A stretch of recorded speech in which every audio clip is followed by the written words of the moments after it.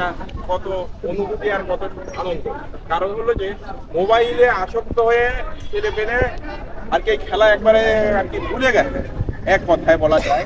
তারপরে হলো যে যে এই খেলা মানুষকে মাদক থেকে দূরে রাখে, মানুষকে মাদক থেকে দূরে রাখে, একটা সুস্থ একটা সভ্য সমাজ আমাদের উপহার দেয়।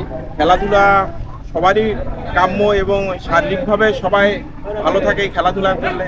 সব মিলে আর কি খেলাধুলার বিকল্প আর কিচ্ছু নাই। এখন তো যারা স্টুডেন্ট বিশেষ করে তারাই খেলাধুলা করে বেশিরভাগ, মানে আর অন্য শ্রেণীর মানুষ যারা আর কি স্টুডেন্ট না, তারা খুব খেলাধুলার মধ্যে খুব কম, এরা খেলাধুলার মধ্যে খুব কম।